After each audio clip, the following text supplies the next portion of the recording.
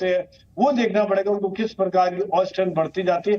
मुझे लगता है कि देखिए, आपको मैं संजय जी, मैं आपको थोड़ी देर के लिए रोकना चाहता हूँ। ये कुछ नई तस्वीरें हम आपको दिखा रहे हैं क्योंकि इजराइल में जो हालात बने हुए हैं उसके मद्देनजर ये तस्वीरें आप देखिए कि किस तरह से यहाँ पर ये हमला किया गया इजराइल के ऊपर। ये एक टैंक है जिसमें आग लगा दी गई थी जो हमास के आतंकी हैं उनकी तरफ से।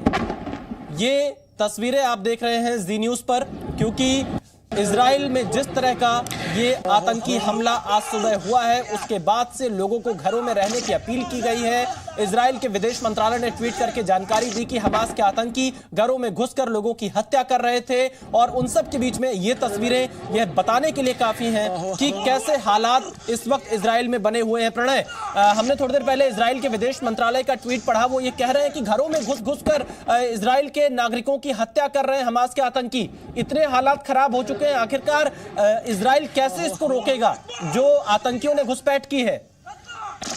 देखिए विशाल, ये इजराइल के लिए बहुत बड़ी चुनौती है कि आखिर इस हालात से निपटा कैसे जाए, क्योंकि अभी भी बराज ऑफ रॉकेट फायर्स हो रहे हैं, यानी रॉकेट की फायरिंग अभी भी हो रही है।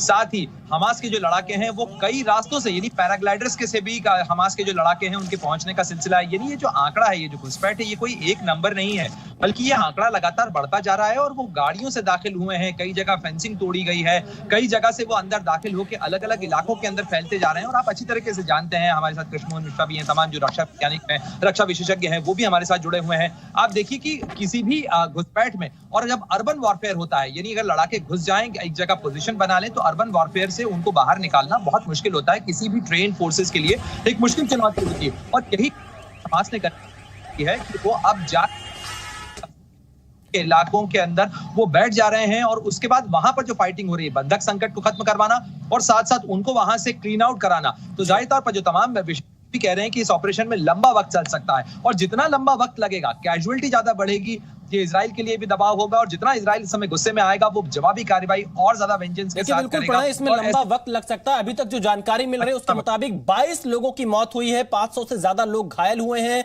इस आतंकी हमले में। और लगातार हमारे पास जो अलर्ट आ रहा है उसके मुताबिक लगातार अलग अलग इलाकों में इजराइल के सायरन्स की आवाजें सुनाई दे रही हैं। लोगों को अलर्ट किया जा रहा है कि वो घरों में रहें, बाहर ना निकलें। जो बंकर्स बनाए गए